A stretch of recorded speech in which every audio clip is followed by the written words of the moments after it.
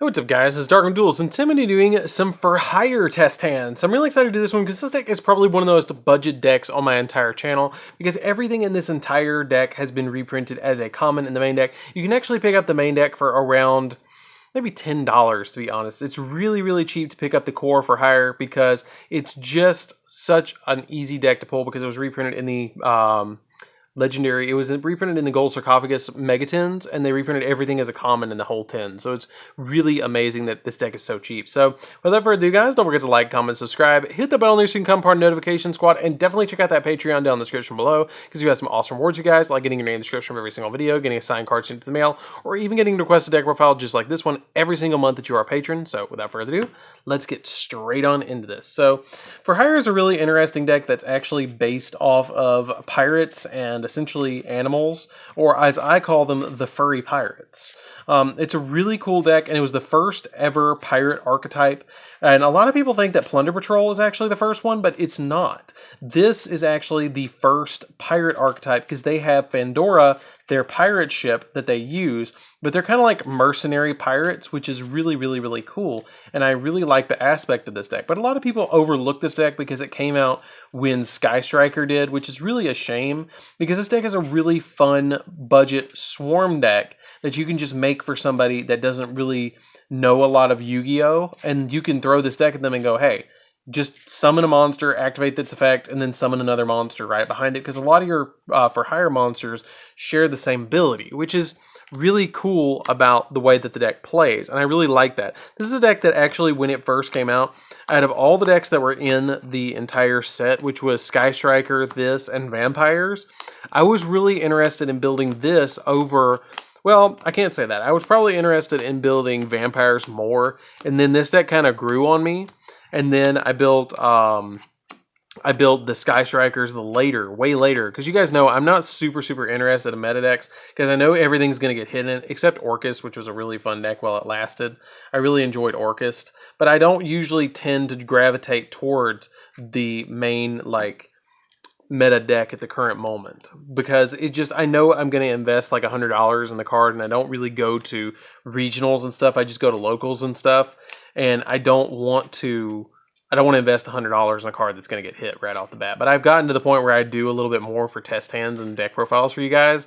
But when this deck first came out, I think the most expensive card was like $15. So it was like, yeah, I'm picking that up. So let's go ahead and draw a test hand and see what we actually draw into.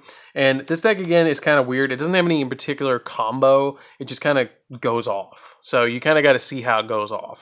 So Mind Control is really good because you're trying to go into Falgo a lot. We draw into a Beat Blademan, that's really good. Seal, that's pretty good. Monster Reborn, and a copy of Call by the Grave. That's not terrible because it's going to protect us with the copy of Beat. Now, this deck does function a lot better going second than going first. So this isn't a terrible hand, but if we were going second, we draw into an Ash Blossom, which kind of is unfortunate. You want to draw this first so you can Ash Blossom your opponent. But it's still a pretty good hand because you can go into Falgo really easily and have an extra monster in your hand to be able to summon Raphael. So you can activate like Mind Control, take your opponent's monster, normal summon out the Beat. The Beat will then special summon out your copy of Seal. This will get a Search as well. And then you'll summon out the final monster that you want to summon and then link away your two monsters with the copy of the opponent's monster to go into Falgo, which is a really, really good boss monster for the deck. So you'll have a really, really decent hand there. That wasn't terrible at all. And I will say that the test hands for this will probably go very quickly because the deck kind of just like regurgitates its entire hand onto the field and then it passes, which is kind of cool. I think that was kind of like the downfall of the deck when I was playing around with it, is you just throw everything out at your opponent, and if they get past it, then you lose. It's kind of like a glass cannon. You get past it, they lose. If they get past your negate with Raffle, then you've lost too. So kind of like that's your one problem. So we're going to draw into an Ash, a Raffle. Call by the Grave, another one of it, which is not great. You don't want to draw multiples, and a Mayhem for hire.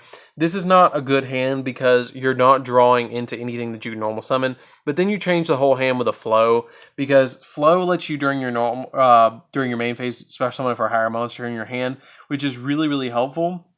And then she also has the ability that you can target a monster you control for hire that's in your graveyard and special summon it back. So she's basically like Mayhem, where you're playing like 7 copies of Monster Reborn in this deck with playing her, Monster Reborn, and Mayhem. So you have a lot of different ways to actually pull this hand off. So it started really bad, but it actually ended up really good because you had the Flow and the Raphael, and then you have 2 negates with the Ash and the Call by the Grave, and then you have a Revival with the Mayhem as well. So you have some backup plays with that hand. And then you also had the Raphael, which would reveal the Seal and another Mayhem as well, so you could grab the Seal from your deck, so you have additional play so you can get your next Raphael out next turn. So you have some plays there. It wasn't crazy, but it was you could still play, which is what's important about this deck, because you still want to be able to play. So we're going to go ahead and do a quick cut and then draw into our next test hand, which is going to be a copy of Donpa, which is going to be able to pop face-up cards. Donpa again. Nibiru, that's a going second card. Bravo, and an Ash Blossom to stop our opponent. And then if we go second, which again, this deck really functions going second, you're going to draw into a Flow, which just makes this whole hand, well, flow, where you can go into your copy of Falgo, and then Falgo can special summon out whatever you need out of the deck, which is going to be helpful. And then you have the Nibiru as well to be able to handle your opponent. So really good hand right there. I really like that hand. That was not bad at all. That was actually really, really, really good. So let's go ahead and play out a test hand and see what we can pull off with this deck. So let's go ahead and give that a quick cut and start drawing. So we're going to draw into a copy of Raphael, 1 copy of Monster Reborn, Flow, which is still pretty good, Ash Blossom, and a copy of Donpa. If we're going second, which this deck usually wants to go second, you can play through negates, which is not too bad. And we're going to draw into a beat. So what I would normally do is I would normal summon out my copy of like, I don't know, Donpa, if my opponent has a face-up monster, and then bait them, because during your main phase you can special summon a for hire monster from your hand, and then I'm going to immediately special summon from my hand my copy of Beat, and then Beat is going to let me, this is going to let me pop a card on my opponent's side of the field as well, and then I can special summon out the Beat, because all of them share the same effect that during your main phase you can special summon a for hire monster from your hand, except another copy of himself, and if a monster for hire is special summoned to your field while you control this monster, they get a particular ability. Like Donpa can pop something that's face up, and then Beat actually gives us a search. So we're going to get our search off of the copy of Beat and immediately search into literally anything that you particularly need. You could search into Helmer if you want to go Helmer. I would probably grab Helmer from the deck, because the Helmer is going to let you discard something, and then the copy of Flow is going to let you bring it back. So you've got plays there that you can just keep going and draw. So you can do something like this and normal summon out your copy of Helmer, or special summon out your copy of Helmer, and then Helmer is going to let you special summon out your copy of Flow. Now, you could, at this point, just special summon out the Flow just to get out your monsters out on the board. And then you have the copy of Raphael in your hand as well that you could special summon out to your side of the field. Now, if you haven't used the Ash Blossom, you can discard the Ash Blossom and then just special summon out the copy of the Raphael. Now, something that you have to keep in mind is you have to discard a for hire card. So you could just stop there and trigger the Helmer on your side of the field, discard this, and then draw a card, which would dig us a little bit deeper into the deck where you'd have the second Ash Blossom, which is not terrible. You probably would have already discarded one. And then you have the copy of Monster Reborn in your hand that you can just bring back the Raphael, and then his effect is going to trigger and let you dig through the deck. And since we have 5 monsters on the field that are for hire, you can dig through the deck and go 1, 2, 3, 4, and then 5, and you drew your win condition right there, which is your copy of There Can Only Be One, because his effect states that if this card is special summoned, you excavate the top cards off your deck equal to the number of for hire monsters you control with different names. All of them have different names, and then you pick one and add it to your hand. So I'm going to add There Can Only Be One from my deck to my hand, because that's going to be the most pivotal card to grab, and then you shuffle that deck back up, because it's really, really, really important to grab that out of the deck. So now we have a hand that looks a little bit better and a little bit like this. This is a really ideal field that you're going to be able to pull off. So at this point, you're going to get rid of the monsters that you don't feel like you're going to need. So I get rid of the Flow, the Donpa, and the Helmer on my side of the field and link these 3 away. And then go into our Big Daddy, which is Falgo. Falgo has a really neat effect that if he is link summoned, then you can special summon a monster for hire with a different type from the ones that you had from your deck. Which I usually summon, if I have Raphael on my side of the field, I summon Wiz, because they get negates together, which is kind of nice. So you put Wiz on your side of the field in defense position, so you have essentially 2 negates on your side of the field, which is kind of nice, because the Raffle has an ability that you can discard 1 for higher card and negate the activation of a monster effect, and then this one also has the effect to negate something. But if you want to put a little bit more damage on board, you can not summon this, and summon out your champion instead, which is going to get you a little bit more of a damage on your side of the field, which is going to help you out a little bit more in this scenario. And then you also have the ability that you have a warrior, a dragon, and a beast warrior, which makes there can only be one really live, and you don't have a beast on your side of the field. You have beast, beast warrior, warrior, and dragon, but no combination of the two. So your copy of there can only be one is going to be extremely live on your side of the field, which is going to be really, really pivotal. And every time the effect of Falgo is that you can also, if this card in your destroys an opponent's monster battle or by card effect, that you can draw a card, and then if you control 2 or more monsters for hire with different types, then you get to draw 2 more. So for instance, if I attack my opponent with my Falgo and I destroy a monster, I go 1, 2, 3 more cards, and I draw into Call by the Grave, and I'm really set up. You've gotten out of a 6-card hand, you went +4 with just that one hand. I mean, it's that good. And you've already got a setup right here too, where you can set there can only be one, and you can set your Call by the Grave in case your opponent tries to hand trap you or something, and you have 2 hand traps that you can stop your opponent with. Now you can only activate one of them per turn, but you still have that ability to stop your opponent right in their tracks with the copy of the Ash Blossom. So you have really good plays right there that you can just go off with. So this is a really good board to be able to stop your opponent with a lot of stuff. Also, if your opponent goes into their next turn, you can reveal there can only be one, which has the ability each player can only control 1 monster of each type. And if a player controls 2 or more monsters of each type, then they must send it so they only control 1 of each type. So I only control a beast, a warrior, a beast warrior, and a dragon. I don't control any 2 of the same, which is kind of crap because I have these 2 in my hand at the same time, which sucks, but hey, whatever. You can still play around it because you draw into a Mayhem, and then you can use Mayhem to bring something back from your graveyard, like a copy of Helmer or something like that, and then you can go off from there. So you have some really good plays here that you can just keep going. Usually this ends the duel when you activate this. It just kind of shuts your opponent all the way down. And it's over from there. So let's go ahead and do another test hand. Usually all you need for the extra deck, the other reason that I say that this deck is so cheap is because even if you don't have all these really powerful extra deck monsters, which I did change out the Gallant Granite in the extra deck from the previous deck profile to an Access Code Talker. That's the only thing that's changed in this entire deck since I haven't profiled it since I think May, which I may do an update of this soon, maybe in the next month or so. The Falgos are really all you need, like in the entire extra deck. I say that a lot, but really all you need is Falgo. Like you could potentially play Extravagance in the extra deck or in the main deck and draw deeper into the deck if you wanted to. But Falgo is all you need. Because once you go into Falgo, that's it. I mean, you're not linking any higher because you actually want to keep him on the field because he is that powerful and he is that good of a card. So let's go ahead and shuffle up the hand and see what we can get for this next one. That was not a bad test hand at all, because you got some really, really good plays. I will mention the Champion for Hire can also banish stuff from your opponent's graveyard when it's summoned, so you could do that, but it's not that big of a deal. So we're going to go ahead and draw into a Bravo, a copy of Call by the Grave, Dompa, copy of There Can Only Be One. If we're going first, this is already crazy. And a copy of Raphael. Let's say we're going first with this hand and really go off with our opponent. You can normal summon out your copy of Dompa, and then Dompa can special summon a monster from your hand, which is going to be your Bravo. Bravo can then special summon out the Raphael, which Raphael, its effect will trigger, letting you excavate the top 3 off your deck, which is going to be the copy of another Dian, Call by the Grave, and a copy of Seal. I would probably grab the Seal, to be honest, out of all of them, because I might want to grab something back later.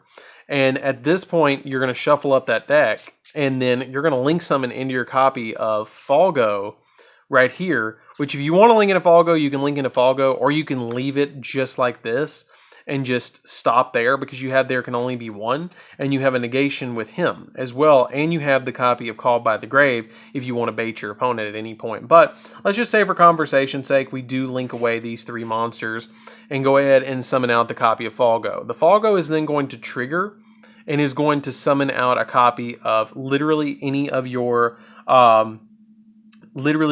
monsters from the deck, which you can summon out a copy of Beat, And then when Beat's on your side of the field, you can special summon out the Seal, and then Seal's effect will trigger, or the Beat's effect will trigger, letting you search from your deck another copy of another monster, which you can't special summon a monster of the same type off of the Falgo. Like, I can't search one. Like, if I sent a Beat, I can't use a Beat or like special summon a Beat off the effect.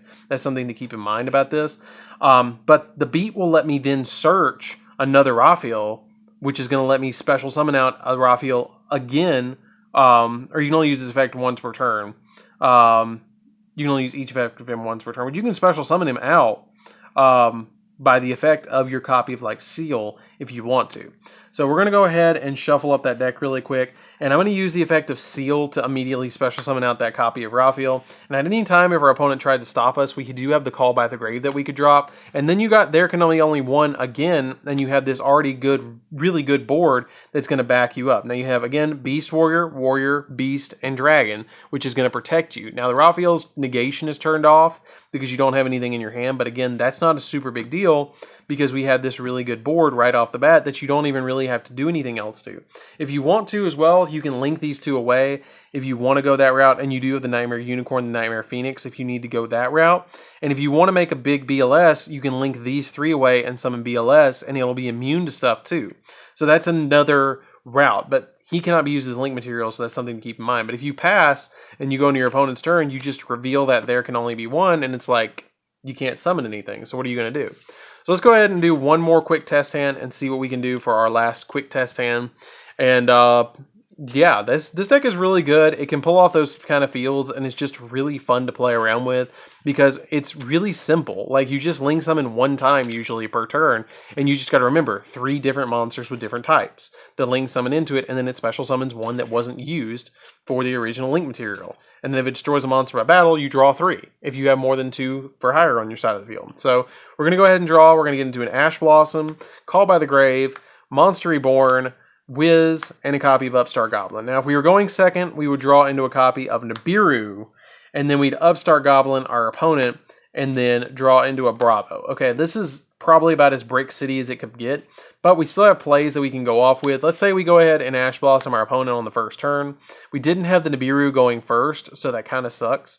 But let's go ahead and normal summon the Bravo and special summon out our copy of Wiz. Now, we still have a play here if you want to go for it, which is using the Monster Reborn to actually bring back the Ash Blossom, which is kind of interesting. And you can link away all 3 of these monsters and then immediately summon out the Falgo right off the bat. And then the Falgo will trigger letting us special summon out our Raphael onto our side of the field in defense position, which I meant to be putting him in defense position this whole time. And then his effect will trigger letting me excavate 2 cards off the top of the deck, which is pretty cool. You just excavate 2, and There Can Be Only One is right there again, that you can just grab it right off the top and go ahead and set it to your side of the field, and you've got the Call by the Grave to drop against your opponent, and you have this really good field, and then you drop There Can Only Be One, and you stop your opponent from doing anything else.